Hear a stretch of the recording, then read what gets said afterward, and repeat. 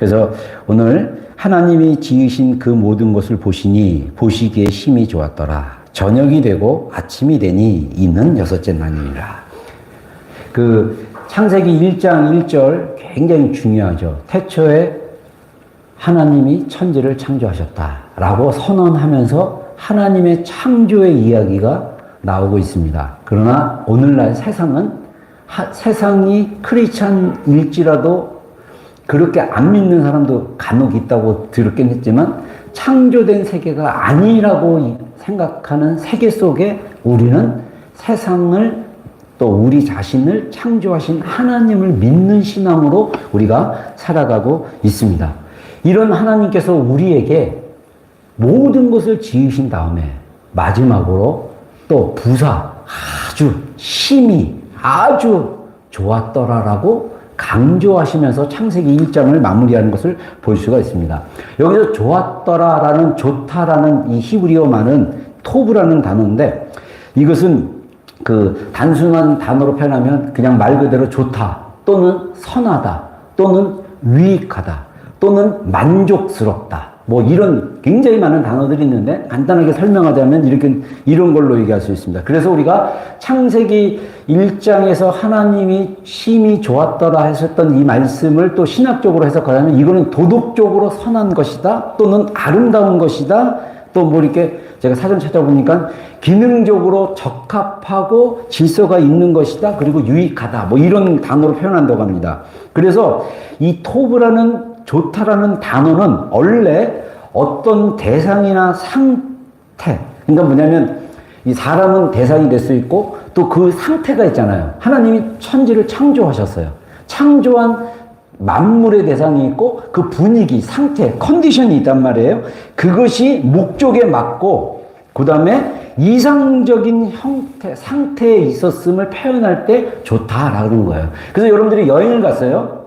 여행을 갔는데 그 여행이 기대한 것보다 더 많이 좋게 느껴지면 좋다.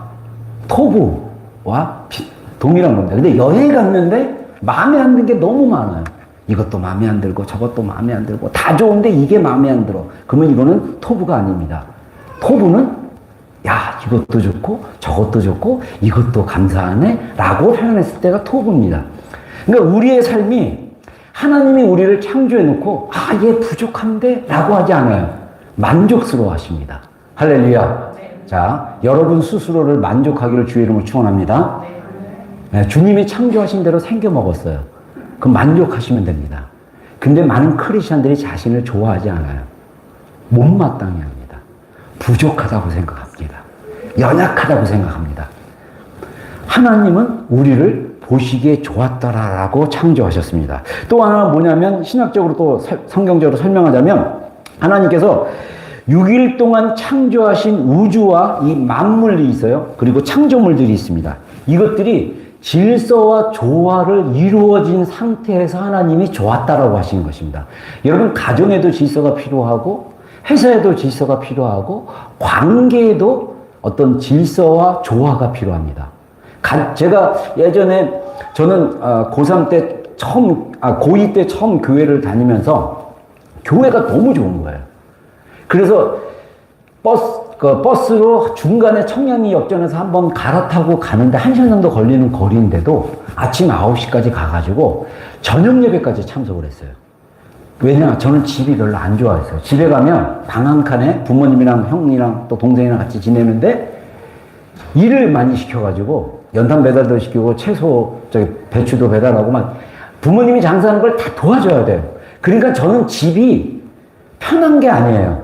교회가 좋아요. 그래서 교회에서 학생부 예배 끝나면 어른들 예배 드린 동안 또 학생부는 뭐 레크레이션 시간도 갖고 체육대회도 하고 막 프로그램을 자체적으로 갔습니다. 그리고 이제 11시 예배가 끝나면 점심을 주면 국수를 주는데 그거를 얻어먹고 또 친구들 막 집에 가면 또 남아있는 우리 몇 명 친구들이 있어요. 그래서 같이 놀다가 저녁에 또 저녁 예배 7시에 학생부 성가대를 합니다. 그러면 학생부 그 전도사님 사모님이 지휘를 하셨는데 그분 입장에서는 학생들이 집을 갔다가 다시 와야 되는데 안 오면 안 되니까 우리를 붙잡아두고 이제 라면도 끓여주시고 막 이렇게 같이 놀게 했어요. 그리고 벌써 전도사님 아이들이 지금 벌써 우리 성도들보다 더 나이가 많았던 그런 지금 가정으로 변했지만 그 아이들이랑 또 같이 놀아주고 하면서 또 저녁 예배 끝나고 깜깜할 때 집에 가는데 집에 가기가 그렇게 싫은 거예요.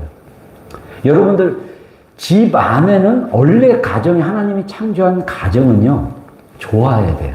조화롭고 뭔가 있고 쉬고 싶고 편해야 돼요. 근데 우리가 그런 가정 안에서 못 누리고 있어요.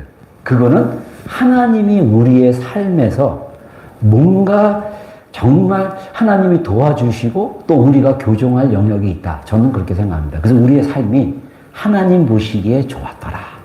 그리고 우리가 이 우주를 통해서 우리 주변에 있는 어떤 창조물에 관해서도 우리가 함께 조화롭게 사는 거, 이게 되게 중요하죠. 그리고 빛이라든가 물이라든가 땅이라든가 이런 생물들이 각자 고유의 목적을 위해 창조되었기 때문에 그 목적에 맞게 하나님이 창조를 했기 때문에 그것에 대해서 하나님이 만족하시면서 좋았더라는 거예요. 여러분, 우리의 인생도 우리가 열심히 내 인생을 살아가봤자 아무 소용이 없어요. 하나님이 계획하시고 이끄시는 인생 안에서 살아갔을 때 우리도 좋고 하나님도 좋아하시는 삶입니다. 여러분, 그러면 가장 일상적인 게 뭐냐면 부부가 서로 사랑하는 거 되게 중요해요.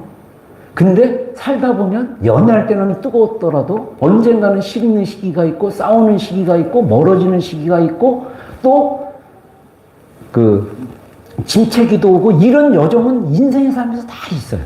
근데 중요한 것은 우리가 서로 그 부부, 가정을 이루게 한 하나님의 목적에 맞게 연합된 마음, 연합된 삶, 마음, 감정도 연합되고 몸도 연합되고 영적으로도 연합된 삶, 그런 삶의 목적을 우리가 이렇게 서로 가꾸고 양보하고 노력했을 때 그 부부의 그 하나님이 주신 결혼의 그 목적에 우리가 좋았더라라는 삶으로 살아갈 수 있다라는 것입니다. 그리고 우리가 이 창조 세계에 대해서 하나님이 좋았다라고 하신 것은 우리 인간들이 누리고 하나님과 또 교제할 수 있는 환경으로 설계되었음을 암시하고 있다는 거예요.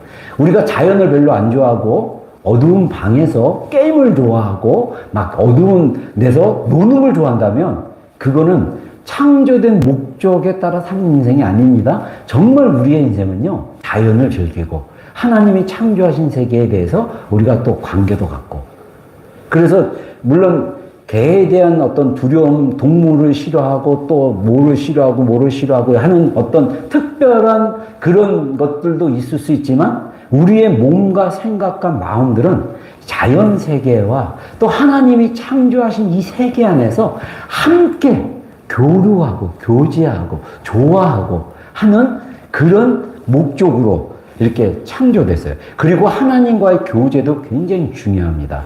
아까 데이비드 플랫 목사님 일출을 보고 자기가 너무 그게 위험이 있고 막 하나님의 어떤 그 창조의 어떤 그런 거에 압도돼가지고 정말 내가 이런 하나님을 믿고 있구나라고 고백했을 때 느끼는 그 기쁨. 그러면서 크리스찬이티, 기독교가 아닌 삶이 만족을 위해서 그 자잘한 만족을 위해서 애쓰고 사는 삶이 아니라는 거예요. 우리가 하나님의 사랑에 붙잡힌 되고 하나님의 사랑을 경험하게 되면 진짜 사랑을 하게 되고 진짜로 살아가는 거예요. 근데 이거를 경험하지 않으면 우리는 대부분 세상이 만든 가짜 속에서 거기서 계속 세상은 우리를 마케팅합니다.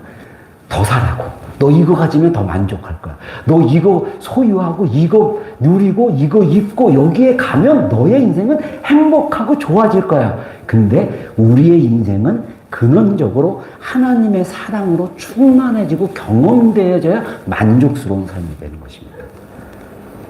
이게 좋다라는 의미라는 것입니다. 그래서 창세기 2장 18절에 이런 말씀이 있습니다. 하나님께서 천지를 다 창조하신 다음에 아담에게 하와를 창조해 주시기 위해서 뭐라고 표현하시냐면 사람이 혼자 있는 것이 좋지 아니하니라고 이야기합니다. 여기서 좋지 않다라는 좋다의 부정어가 바로 토부였습니다. 그래서 인간은 아내가 있던 남편이 있던 친구가 있던 어떤 관계 속에서 만족을 느끼는 존재인 거예요. 근데 사람 안에서 만족을 못 느끼면 우리가 더 어디 안에 집중하게 되면 다른 것에 집중을 하게 돼요. 물질에 집중을 하든 먹는 것에 집중을 하든 소유하는 것에 집중을 하든 하다못해 반려동물을 거의 가족 수준으로 모셔놓고 거의 호적에도 이렇게 진짜 올릴 정도로 사랑하는 마음까지 가지려고 해요. 근데 진짜 인간이 만족하는 그 관계에서 좋으면 인간과 인간 안에서의 만족이 진짜입니다. 그리고 가장 좋은 만족이 사실은 어디에서부터 시작돼야 되냐면 부모와 자녀의 관계에서부터 시작돼서 그것이 나중에 독립해서 결혼해서 부부간의 성격이 안 맞아도요. 일단 언약하고 만났잖아요. 하나님 섭리 안에서. 그러면 자기를 알고 다른 사람을 아는 것을 배워가면서 서로 사랑했을 때 그 안에 진정한 만족을 누릴 수가 있다는 거예요. 그 삶이 하나님 보시기에 좋았더라라는 삶으로 이야기할 수 있습니다. 사람은 창조됐을 때 혼자 있는 존재로 창조된 게 아닙니다. 하나님의 형상으로 창조된 인간은 하나님이 온 우주 만물을 다 창조하신 분인데 왜 사람을 창조하시고 또 사람이 죄를 지었다고 하나님이셨던 예수님, 하나님의 아들이셨던 성자 하나님이신 예수님이 인간의 몸으로 오셔서 굳이 인간이 되셔서 불편한 삶을 사시면서 인간의 죄를 용서하는 그 일까지 하신 목적이 뭐냐는 거예요. 하나님이 자신의 형상으로 창조된 인간과 깊은 교제를 원하는 거예요. 그래서 우리가 이 땅에서 하나님과 교제하는 삶이 굉장히 중요합니다. 그래서 어떤 성경학자들은 뭐라고 얘기하냐면 인간은 예배하는 존재로 창조되었다. 여러분 고대의 어떤 문명 속에 저 아마존의 깊은 문명 속에도 들어가면 인간은 반드시 뭔가를 예배하는 삶을 살았다는 거예요. 우리 안에 하나님을 의지하고 하나님을 사랑하고 하나님의 사랑을 받고 싶은 그 욕구를 그 마음을 하나님은 우리 안에 넣어주셨다는 거예요. 그래서 우리는 하나님의 사랑, 하나님으로부터 사랑을 경험하고 또 그런 경험한 사랑으로 하나님을 사랑했을 때 진정한 만족을 우리가 경험할 수 있다는 거예요. 진짜 만족은 뭐냐? 하나님과 나와의 관계에서 가능하다. 이렇게 얘기합니다. 그래서 크리스천 뇌과학자가 이런 얘기를 합니다. 인간의 뇌는 원래 하나님의 설계대로 이야기하자면 긍정적이고 낙천적인 것을 좋아하는 뇌로 창조됐다는 거예요. 그리고 사랑과 연결됐다는 거예요. 인간은 사랑에 그렇게 반응을 한다는 거예요. 우리가 정말 우리 안에 생명이 일어나고 생명을 경험하고 그 생명 안에 뭔가 있다라고 느끼는 것은요. 가장 강력한 게 뭐냐면 사랑할 때예요. 사랑할 때. 정말 내가 살아있구나. 아, 정말 내가 기쁘구나. 아, 정말 내가 행복하구나는 어디서부터 오냐면 사랑의 관계 안에서. 그게 돈을 사랑하든 동물을 사랑하든 뭐를 사랑하든 그 사랑의 대상에서 느끼는 그 생명이 있어요. 근데 진짜 생명은 뭐냐? 바로 하나님과의 사랑. 그래서 우리의 뇌는 이런 사랑과 연결되어 있다는 거예요. 그래서 이 뇌의 신경회로가 그런 것에 반응하도록 살았을 때 우리 안에 삶에 대한 만족감, 관계에 대한 만족감, 우리 자신에 대한 만족감이 있는 거예요. 근데 문제는 뭐냐? 인간이 타락하죠. 아담이 죄를 짓습니다. 자, 우리 로마서 5장 12절 말씀 한번 읽겠습니다. 시작.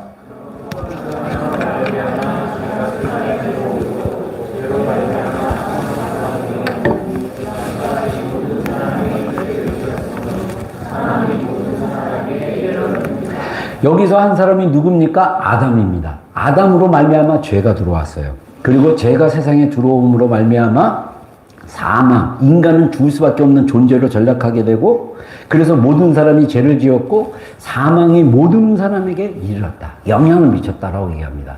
그래서 하나님이 우리를 창조하신 이 원래 우리 인간의 뇌, 두뇌는 긍정적이고 사랑과 연결되어 있는데, 이 재밌는 사실이 인본주의적인 뇌과학자들은 뭐라 하냐면요, 죄는 세상에 의해서 왜곡됐기 때문에 부정적인 것에 더 자극을 받고 부정적인 것을 더 오랫동안 가지고 있다라는 거예요, 인간은. 그러면서 인간의 뇌를 갖다가 이제 진화론적으로 설명을 합니다. 근데 이 사람들이 모르는 게 있어요. 인간이 타락함으로 뇌가 망가지고 왜곡됐다라는 거예요.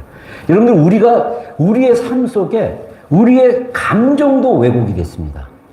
감정이 우리가 느끼는 거, 이 감정이 오염되고 왜곡됐어요. 그래서 이 감정이 하나님의 말씀에 대해서도 왜곡으로 보고, 그리고 잘못 거역하는 마음으로 듭니다. 자, 저도 하나님의 사랑, 하나님을 경험하고 목사가 되기로 결정하고 그리고 신학교까지 갔지만 성경을 읽을 때 제 안에 느꼈던 불편함이 있어요. 구약 성경에 하나님이 너무 무서운 눈으로 느껴지는 거예요. 하나님의 사랑이 제 안에 풀어지기 전에는요, 하나님이 정말 멀리 있는 계신 분으로만 자꾸 느껴지는 거예요. 그러니까 그냥 우리 아버지의 교훈의 말씀, 네 인생은 네가 책임진다. 네가 열심히 살면 네가 열심히 이거 되는 거고, 근데 50%는 맞는데 50%는 진리는 아니에요. 진리는 하나님이 너를 사랑한다. 너는 하나님의 창조된 귀한 존재다. 할렐루야. 모태불교에서 그 메시지가 없었습니다. 인생은 고통의 바다다. 인생 산다는 것이 고통이다. 이거를 배우며 자랐어요. 저희 아버님한테 배운 게 아니라 제가 절에 다니면서 불교 교리 공부하면서, 그리고 다시 태어나야 되겠다. 이 고통스러운 이 때를 떠나서 이런 생각을 하고, 비관적이고 그 다음에 막 부정적이고 세상을 늘 부정적으로 봤어요. 인생을 늘 부정적으로. 그런 삶의 시스템 안에서 타락한 저의 존재는 영향을 받아서 감정이 하나님이 자꾸 이렇게 불편하게 느껴지는 거예요. 여러분, 우리 마음 가운데 성경을 읽을 때, 기도할 때, 하나님께 나아갈 때 불편한 감정이 느껴진다면 그것은 여전히 우리 안에서 복음으로 변화되어야 될 영역이라는 것을 기억하시기 바랍니다. 하나님은 우리를 사랑하시는 분입니다. 아멘. 그래서 하나님에 대해서 생각할 때 우리가 좋은 것을 생각하고 기뻐하고 의지할 만하고 해야 되는데, 우리가 하나님을 의지하지 않고 자꾸 하나님을 불편하고 힘들어하는 이유가 뭐냐? 우리의 감정이 왜곡됐기 때문이다. 두 번째, 우리의 믿음도, 이 믿음이라는 것은 faith라는 이 말 자체는 뭐냐면 생각도 들어가고요, 우리의 경험도 들어가고요, 우리의 관점도 들어가고, 우리의 신념이나 믿음 다 포함합니다. 이것이 왜곡됐다라는 거예요. 그래서 하나님의 말씀을 혼란스러워요. 특별히 하나님은 사랑이라는 게 혼란스러운 거예요. 하나님은 사랑이다 라면서 사랑을 막 강조하면 불편할 수 있어요. 왜냐? 왜 저렇게 사랑한다고 그러고 사람들 다 지옥 가면 어떡해? 통제하고, 뭔가 내가, 하나님은 우리의 삶을 통제하고 컨트롤하고 하지마라는 분으로 인식되어지는 그런 관점이 생기는 이유는 뭐냐면, 우리의 생각과 관점과 이런 것들이 죄가 영향을 미쳐서 우리가 왜곡됐다는 것입니다. 그래서 하나님에 대해서도 그렇게 생각해요. 그래서 제가 예전에도 한 두세 번 말했던 것 같은데, 어떤 사역자가 그 얘기를 했습니다. 전 세계를 다니면서 사역을 할 때 하나님이 당신에 대해서 어떻게 생각한다라고, 어떻게 당신에 대해서 느끼시는지 알고 있느냐라고 하면 대부분의 사람들이 하나님이 나는 부족한 사람이다. 너가 조금 더 잘했으면 좋겠다. 그리고 아직 멀었네. 아이고, 이 죄이나? 막 이런 식으로 생각한다는 거예요. 근데 진짜 하나님의 본심은 사랑으로 바라본다는 거예요.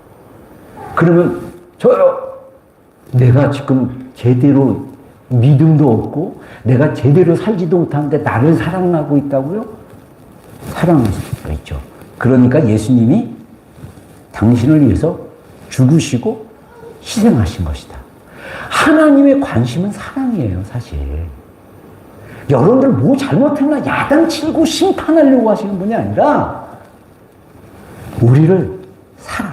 우리가 그럼 죄짓고 연약하고 넘어지고 있으면 하나님의 마음은 아픈 거예요. 하나님은, 여러분 하나님도 괴로워하시는 거 아세요? 하나님도 고통을 당하고 있습니다. 하나님이 기쁨만 느끼는 분이 아니에요. 하나님이 화가 화만 있는 분이 아닙니다. 하나님도 우리의 연약함을 아시기 때문에 고통스러워 하시는 분이에요. 여러분, 하나님이 우리를 너무너무 사랑하신다는 것을 우리가 정말 말씀으로 우리가 경험하기 시작한다면 우리의 생각이 바뀌어요. 그래, 나 연약해. 나 부족해. 그러나 하나님이 나를 도와주실 것이야. 아멘. 이게 진짜 믿음 아닙니까? 여러분, 우리 연약하지 않아요? 그래서 누가 필요합니까? 하나님이 필요합니다. 나이 70, 80이 돼도 하나님이 필요한 거예요. 죽을 때까지 우리는 하나님이 필요한 존재입니다. 하나님의 생각이, 하나님에 대한 믿음의 관점이 바뀌지 않으면 우리는 여전히 왜곡되고 잘못된 생각으로 자꾸 하나님의 말씀을 혼란스러워합니다. 결론은 사랑에서 시작해서 사랑으로 끝나는 거예요. 여러분, 이게 성경의 핵심입니다. 그리고 세 번째, 무엇이 왜곡됐냐면 사실을 있는 그대로 보지 못한다는 거예요. 팩트, 실제, 그리고 말씀, 진리, 원칙, 그리고 약속이 이렇게 왜곡돼. 하나님의 약속을 자꾸 의심해요. 사실인데 그 사실을 못 믿어요. 그러면 이 말은 다른 말로 얘기하면 사실을 제대로 못 본다라는 거예요. 여러분, 이게요, 콩깍지가 끼면요, 콩깍지 낀다 그러잖아요. 사랑에도 콩깍지가 있다. 콩깍지가 끼면요, 안무가 안 보여요. 마치 장님처럼 그것만 보여. 장님이 아니지. 약간 자폐처럼 그것만 보여. 한번 사랑에 빠져본 사람 있잖아요. 막 흠이 없는 존재 같아. 정말 흠모해. 근데 그게 깨지는 순간 절망이 오고 좌절이 오고 낙심이 오는 거예요. 객관적으로 봐야지.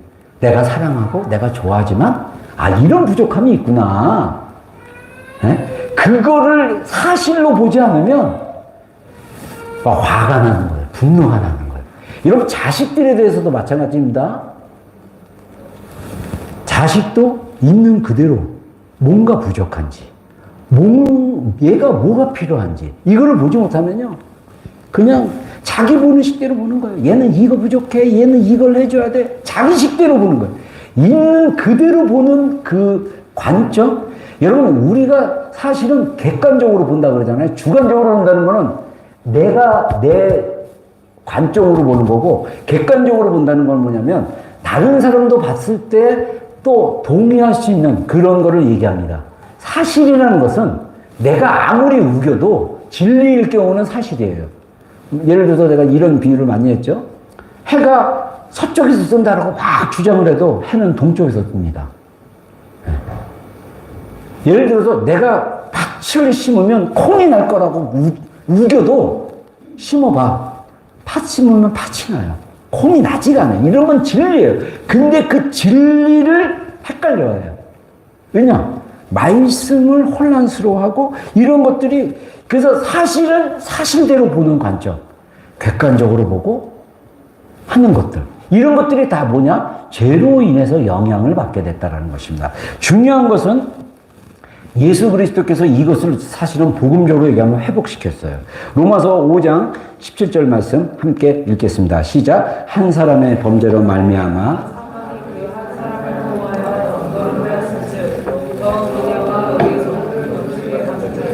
한 분 예수 그리스도를 통하여 생명 안에서 왕노릇하리라. 자, 왕노릇한다는 게 영어 표현이 뭐냐면요. 통치하고 지배한다라는 거예요. 그 압도적으로 이것에 의해서 내가 다스려진다라는 거예요. 죄가 압도하면요. 그 죄에 압도가 되면 죄를 저지를 수밖에 없어요. 대표적인 게 중독의 문제입니다. 대표적인 게 집착, 스토커, 이런 것들이에요. 강박. 이런 것들은 해야 돼요. 안 하면 내가 불안하고 안 되는 거예요. 염려 같은 것도 계속 병적으로 계속 할 수밖에 없어요. 왜? 그 시스템이 돌아가기 때문에. 근데 그것은 내가 어느 상태에서는 조절을 못할 정도로 강력하게, 이게 바로 뭐냐면 왕노릇하는 거랑 그 원리라는 것입니다. 그러면 반대로 예수 그리스도 안에서 예수 그리스도를 통해서 무엇이 우리에게 왕노릇하냐? 생명이 우리 가운데 왕노릇하는데 우리는 어떤 대상이냐면 은혜와 의의 선물을 넘치게 받는 자. 여러분, 우리는 은혜를 요만큼 받은 게 아니라 이렇게 넘치게 받았습니다. 아멘. 예수님께서 희생하셨잖아요. 예수님께서 우리를 위해서 죽으셨잖아요. 그래서 예수님이 나를 사랑하신다는 것, 하나님 아버지께서 나를 깊이 사랑한다라는 그 경험의 깊이는 무엇과 연결되어 있냐면 내가 가진 그 죄에 대한 인식과 연결돼서 하나님의 사랑이 너무 크구나. 그래서 여러분, 우리가 아직도 제가 이거 자주 강조하는 내용이지만 내가 살아있으면요, 자꾸 내가 뭔가를 하려고 해요. 내가 뭔가를 하는 힘과 그 생각이 강력하면 내가 하나님의 자리에 쓰는 거예요. 내가 하나님의 자리에 돼서 남편을 컨트롤하고 아내를 컨트롤하고 자식을 내가 원하는 방식대로 만들려고 해요. 그거는 잘못된 방식이죠. 우리는 은혜를 입은 자고 우리는 하나님이 의로 이미 선물, 믿음으로 말미암아 우리가 의롭게 됐습니다. 그래서 우리가 하나님의 의로운 상태에서 선물을 넘치게 받은 거예요. 조금 받은 게 아니라 넘치게 받은 거예요. 그래서 예수 그리스도를 통하여 생명 안에서 왕노릇, 우리가 정말 하나님이 다스리는 이 마음 안에서 우리가 이런 생명을 누릴 수 있다. 이렇게 이야기합니다. 그래서 복음은 죄로 인해서 왜곡된 나의 감정, 믿음, 사실이 예수 그리스도로 회복됐음을 선포합니다. 그래서 하나님의 선하심으로 우리는 하나님 보시기에 좋았더라라는 관점에서 살아가게 되면 우리는 복음을 경험하고 복음으로 사는 것입니다. 그래서 여러분들이 마음을 좀 이렇게 뭐랄까 열고 겸손하게 내려놓고 세상을 향해서 자기 자신에 대해서 그리고 세상을 향해서 바라보기 시작하면 우리가 놀라운 것들을 경험하게 될 것입니다. 어떤 걸 경험하냐? 하나님의 선하심을 경험하게 될 것입니다. 너희는 여호와의 선하심을 맛보아할지어다. 그에게 피하는 자는 복이 있도다. 여기서 선하심이라는 단어가 토부입니다. 좋았더라 라는 단어와 동일합니다. 하나님은 선하신 분이다. 근데 그것을 맛보아 하려고 그랬어요. 이거는 비유적으로 얘기하는 거예요. 비유적으로 맛을 보듯이 우리가 음식의 맛을 보는 것처럼 맛을 본다는 것은 이것은 경험을 통해서 어떤 것을 직접 확인하거나 체험하는 것을 의미하는 것입니다. 그러니까 우리가 하나님이 되게 좋으시고 선한 분이시고 하나님이 창조하신 이 세상이 정말 좋고 놀랍다라는 것을 맛보기 위해서는, 경험하기 위해서는 어떻게 해야 되느냐를 우리가 볼 수 있어요. 오늘 시편의 이 34편 말씀에 그에게 피하는 자는 복이 있도다. 여기서 복이 있다는 게 지난 주일날 복 있는 사람, 시냇가에 심은 나무처럼 하는 사람, 똑같은 복을 얘기하는데 여기서는 뭐라고 하냐면 하나님께 피한다는 거예요. 여러분 시편을 자주 읽어보면요, 다윗이 뭐라고 하나님을 비유적으로 얘기하냐면 하나님은 나의 산성이시여 피난처시여 요새십니다라고 얘기합니다. 무슨 말이냐면 하나님이 나를 잡고 계시고 내가 하나님 안에 있으면 우리가 하나님 안에 안전한 존재라는 것을 우리가 경험하게 된다라는 것입니다. 그래서 피한다라는 이 단어는 보호나 안전을 위해서 달려가는 어떤 행위를 표현하고 있다는 것입니다. 이 말은 피난처가 되신 하나님을 신뢰하고 의지하는 것으로 표현할 수 있다. 다시 말해서 우리가 하나님이 나의 보호자가 되시고 피난처가 되시고 나를 안전하게 지켜주신다라는 것을 내가 믿고 신뢰하기 시작했을 때 하나님이 얼마나 선하신 분인가를 알게 된다는 거예요. 여러분, 하나님은 선하신 분입니다. 아멘. 여러분, 하나님이 우리를 얼마나 보호하시는지 몰라요.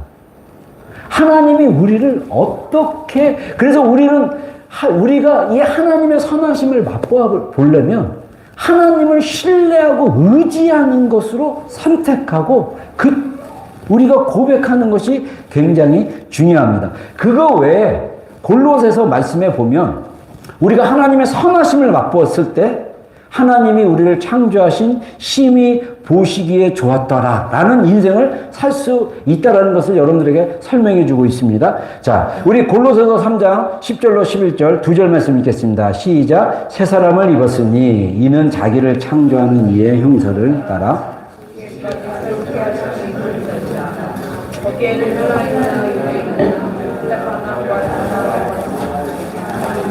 수부당이냐 종이나 자유인이나 차별이 있을 수 없나니 오직 그리스도는 만유시요 만유 안에 계시니라. 아멘. 자, 사도 바울께서 굉장히 랍비로 율법에 열심히 있는 사람이었는데 예수 그리스도를 인격적으로 경험하고 나서 하나님의 그 말씀의 복음을 엄청나게 정리를 해줬어요. 타락한 인간이 원래 하나님이 창조했을 때는 하나님이 심히 보시기로 좋았더라로 창조를 했어요. 근데 피조물이 아담의 타락으로 죄가 들어와서 사망이 다스리게 되고 세상 가운데 죄가 들어옴으로써 구원이 필요한 인류가 되고 그래서 그리스도께서 오신 거에 대한 복음을 설명해 주고 있습니다. 그러면서 이제는 회복된 그리스도께서 이미 우리의 죄를 위해서 죽으시고 부활하시고 승천하시고 다시 오실 예수님께서 어디에 계시냐면 만물 가운데 계신다는 거예요. 예수님 자체가 만물이다. 그래서 요한복음 1장에 태초에 말씀이 계시니라 이 말씀이 하나님과 계셨으니 곧 그리스도가 하나님이시다. 이러면서 모든 만물이 그가 없이는 하나로 이루어진 것이 없다라고 얘기합니다. 그러니까 모든 만물이 그리스도와 연결되어 있다는 거예요. 이 말은 우리가 하나님의 좋으심을 경험할 수 있는 아주 작은 행동 중에 하나가 뭐냐면요. 여러분이 좋아하는 식물을 키우면서 야, 이쁘다. 귀하다. 좋다. 이렇게 느끼면 하나님의 선하심을 맛보는 거예요. 즐기길 바랍니다. 아멘. 여러분의 애완동물이 있다. 애완동물과 한계 가장 가까운 인간, 원수이지만 사랑하는 대상. 놔두고도 사랑의 언어와 사랑의 표현과 관계 안에서 교제하다가 이게 좋다라고 느껴진다면 여러분 그게 바로 하나님의 선하심을 알아가는 거예요. 우리가 자칫 오해하면 골방 가가지고 막 기도해서 막 불을 받고 막 변해야 뭐 하나님의 선하심을 보는 게 아니라 이미 자연 가운데 우리와 함께 하시는 주님. 여러분 정말 깊은 돌을 닦고 깊이 하나님을 교제하신 분들이 다 얘기하는 게 뭐냐면요. 하나님은 그리스도는 어디에나 계시다는 거예요. 우리가 꼭 교회에 오면 있고 또 어디에 가면 있는 게 아니라 내 마음속에도 계시고 우리와 함께 계시고. 근데 이분과 연결이 안 돼서 연결이 안 되니까 내가 중심이 돼서 내가 하나님과 연결된 마음으로 살아야 되는데 하나님과는 연결이 안 되니까 사랑이 아닌 자기 중심적이 되는 거예요. 인간은요 정말 이기적입니다. 이거를 아직도 깨닫지 못하고 나는 괜찮고 너는 부족하다고 생각하면 그건 교만에 아직도 있는 거예요. 상대방에 대해서 비난할 게 별로 없어요. 왜냐하면 저 사람 저렇게 이런 것은 내가 뭔가 부족함이 있거나 내가 뭔가 있다라고 생각하는 거. 이게 유연한 사고입니다. 이게 우리의 삶에 있어서 관계를 편하게 하는 삶이에요. 제가 보니까 우리 목회자뿐만 아니라 많은 분들 중 안에서 앉아서 이렇게 다른 사람들의 어떤 모습들을 보고 이렇게 머릿속에서 자꾸 이렇게 판단하고 힘들어하는 영혼들이 있어요. 그거 내려놓는 훈련부터 하셔야 돼요. 삶의 질이 떨어져요. 정말 어떤 모양이든 있는 그대로를 볼 수 있는 훈련을 해야 됩니다. 이미 복음은 우리가 회복됐다고 해요. 근데 우리의 사고와 우리의 시스템과 우리의 방식이, 대화 방식이나 어떤 관계 방식이나 이런 것들이 안 변한 거예요. 그래서 사실은 변화가 필요합니다. 그래서 이어서 여러분 골로새서뿐만 아니라 에베소서 이 교회 서신서에 계속 얘기하는 거예요. 강조하는 것입니다. 뭡니까? 우리 12절 13절 한번 읽겠습니다. 시작.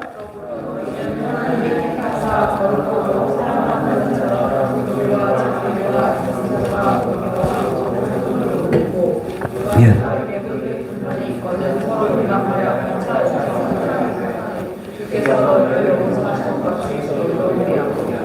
네.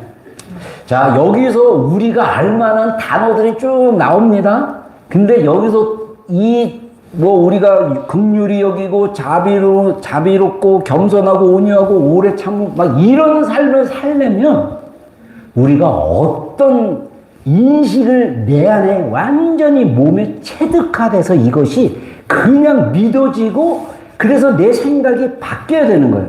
뭐냐면 하나님이 우리를 택하셨다는 거고 하나님이 나를 거룩하고 사랑받는 자로 우리를 부르셨다라는 거예요.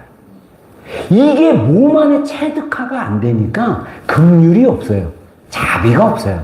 뭐 실수하면 서로 비난하기 바쁩니다. 뭐 잘못하면 용서 없고 가차 없이 막 그래요. 행동하는 게. 그런 거는 제가 극단적으로 표현해서 미안합니다. 겸손하고 온유하고 오래 참는 거. 이런 것은 옷을 입는 걸로 변합니다. 옛사람은 뭐냐면 여전히 복음은 우리로 하여금 너는 의로운 존재야, 너는 사랑받는 존재야, 너는 거룩한 존재라고 말하고 있는데 이게 믿어지지 않는 상태가 옛사람의 상태인 거예요. 그래서 우리가 날마다 새 사람을 입습니다. 옷을 새롭게 입습니다. 우리가 하루에도 최소한 두세 번은 옷을 갈아입어요. 잠을 잘 때 밖에서 외출했던 옷을 입고 자는 사람 거의 없습니다. 아침에 일어나면 옷을 갈아입습니다. 집에 있을 때 입는 옷, 나갈 때 입는 옷을 따를 수도 있어요. 잠자는 옷도 다릅니다. 그래서 옷을 최소한 한 번에서 두 번은 갈아입습니다. 이 말은 우리의 마인드가 정말 복음을 믿고 복음 믿은 것처럼 그래 나는 하나님이 택하신 존재야, 나는 거룩한 존재야, 나는 사랑받는 존재야.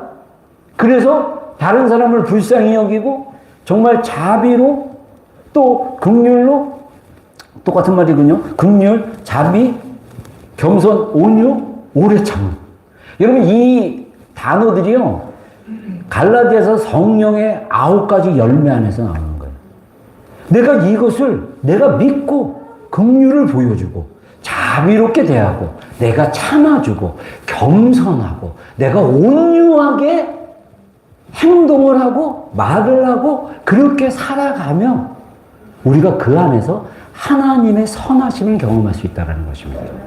이런 거 없이 나만 잘나고 나만 맞고 너무 틀렸어. 그러면 하나님 보시기에 심히 안 좋더라 라는 인생을 사시는 거예요. 하나님이 보시기에 심히 좋았더라 인생을 살기를 주의 이름으로 축원합니다. 그래서 여러분들 이게 완전히 몸 안에서 이게 확 들어와야 돼요. 나는 하나님이 택하신 거룩하고 사랑받는 자녀다. 여러분 이러면요 누가 나를 무시해도요 기분이 별로 안 나빠요. 여러분 우리 목회자들도 이렇게 만나다 보면 목회자뿐만 아니라 여러분들 사회에서 이렇게 만나다 보면 상대방이 막 이렇게 무례하게 나에게 대하고 막 무례한 말을 하고 그러면 막 기분 나쁘고 자존심 상하고 막 그냥 어쩔 때는 화도 나고 막 그러잖아요. 이랬을 때 이걸 갖다가 또 묵상하고 막 이러면서 내가 죄 짓고 막 죽이고 때리고 막 이러면 죄 짓는 거예요. 근데 이게 자동적으로 우리 인간의 뇌는요, 자동 반응이에요. 그래서 우리가 내 생각과 내 안에 있는 시스템을 바꾸지 않으면요, 자동적으로 반응할 수밖에 없어요. 화가 치밀고 뭐 하는 건 다 자동입니다. 중요한 건 0.5초 정도 머물고. 근데 우리 시스템을 평소에 시냇가에 심은 나무처럼 묵상하는 삶을 살면 이 시스템이 몸 안에 체득하게 되면 쭉 내 안에 말이나 내가 밖으로 나오는 말이나 행동이나 느낌들이 바뀌기 시작해요. 무시를 해도 화가 나고 막 자존심 상하고 그보다도 너는 그렇게 생각하니? 네가 무시한다고 내가 무시당하는 존재가 아니야. 라고 내가 스스로 생각하게 되면 많은 영역 우리의 삶이 덜 고통스러운 거예요. 우리의 삶이 왜 힘들고 고통스럽고 괴롭습니까? 옛사람의 시스템이 자꾸 돌아가서 그런 거예요. 그래서 하나님이 우리를 보시기에 심히 좋았더라. 하나님이 우리에 대해서 굉장히 좋게 우리의 인생을 계획하시고 살아가도록 도와주시고 있는데 우리가 이미 복음으로 그런 길을 열어놓은 거예요. 그래서 우리가 복음으로 살면 됩니다. 그래서 우리가 날마다 옷을 갈아입듯이 아침마다 일어날 때 새롭게. 그래서 여러분들 우리 교회가 좀 이걸 문화로 만들었으면 좋겠어요. 아침에 일어나자마자 핸드폰을 켰을 때 성경 말씀을 먼저 읽는 거. 잠을 잘 때 성경 말씀을 읽고 자는 거. 제가 이거를 아침에 하던 거를 이제 저녁에 하는데 유혹도 있죠. 조금 요거 뭐 이렇게 좀 더 봤으면 좋겠다. 아까 내가 기사 읽었다가 말았는데 요거 좀 더 봤으면 좋겠다. 막 이런 유혹도 있는데 자기 전에는 꼭 잠을 자고 싶으면 레이기 읽으셔도 돼요. 계속 반복적으로. 제가 역대기사를 지금 읽고 있는데 앞쪽에 막 사람 족보나고 막 잠이 굉장히 잘 와요. 들어오진 않아. 근데 5장 읽기로 했으니까 5장 읽는 거예요. 누워서.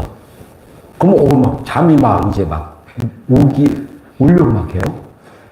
여러분, 이게 습관이라는 거예요. 우리의 삶의 시스템에 일어나서 말씀 읽고, 기도하고, 자기 전에 말씀 읽고, 자기 전에 하나님께 성령님, 오늘도 평안한 밤을 주십시오.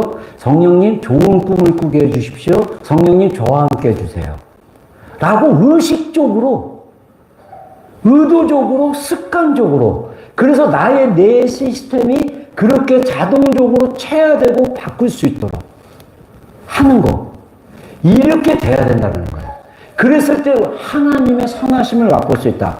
그리고 누구에게 불만이 있거든 서로 용납하고 용서하되, 그러니까 내가 용서가 안 되는 이유는 뭐냐면 주께서 너희를 용서하신 것 같이 너희도 그렇게 하라가 안 되는 거예요. 주님이 우리를 용서했어요. 여러분, 제가 우리 3남매 중에서 우리 둘째 아들을 이상하게 싫어했어요. 그래서 정말 진짜 이거는 놀라운 하나님의 일하심이에요. 변화예요. 근데 나를 되게 많이 닮았어요. 막 이게 조크하는 거랑 약간 약 올리는 식으로 막 이렇게 조크하고 막, 그리고 그냥 잘생겼고 또 스마트하고 이런 것도 막 다 나 닮고 했는데 얘가 막 이거 해! 그러면 제가 한국에 온 지 막 이제 5년 되고 막 그렇게밖에 안 됐더니 약간 꼰대 한국식 사고가 남아가지고 아빠가 시키면 해야 되는 거예요. 이거 해! 그러면 싫어. 화가 막 나가지고 야! 그러면 근데 제가 나중에 상대학 책을 보면서 깨달았어요. 애가 싫어하는 거는 좋아한데 그냥 방식이 더 사랑받고 승질 내면 안 되는 거예요. 왜 싫은데? 이것까지 해줘야 돼. 여기까지는 제가 그 단계는 아직 못 갔는데 이제는 감사하게도 하나님 저를 변화시키니까 애가 그런 식으로 반응해도 얘가 사랑받고 싶어서 그런 거구나. 그래서 제가 자극이 안 되더라고요. 생각을 바꾸니까 자극이 안 돼. 그전에는 자주 부딪혔어요. 그리고 제가 정식으로 우리 아들한테 용서를 구했습니다. 아이들한테도 제가 아주 그냥 화딱지 나고 너무 분노가 나가지고 막 애들한테 한번 심하게 한 적이 있어가지고 제가 애들한테 사과하고 제가 했는데 그때 하나님이요 제 마음속에 말씀으로 온 거예요. 이제 너의 시즌이 가정이 회복되는 시즌으로 갈 것이다. 아이들과 불화된 어떤 그런 영역 안에서 청소년 시기를, 이제 애들이 막 청소년 시기를 겪고 있었는데, 너의 시즌이 새로운 시즌으로 갈 거다. 그래서 제가 그때 당시 온 지 15년 만인가? 막 그래서 카드 다 긁어가지고 남성여행을 최초로 가족만 가던 남성여행을 한번 티켓팅해가지고 쫙 한번 갔어요.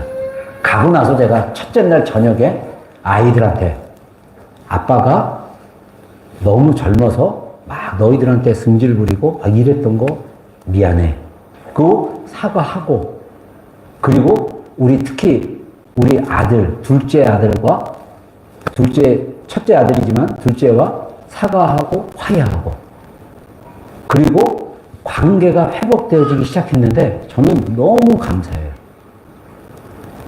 여러분, 하나님은요, 우리를 변화시키신 분입니다. 아멘. 하나님이 우리 인생 가운데 일하고 계셔요. 우리가 하나님을 향해 있고, 그리고 그거를 깨닫는 순간 희한하게 믿지가 않는 거예요. 깐죽거리고 막 이래도 그냥 웃음이 나와요, 그냥.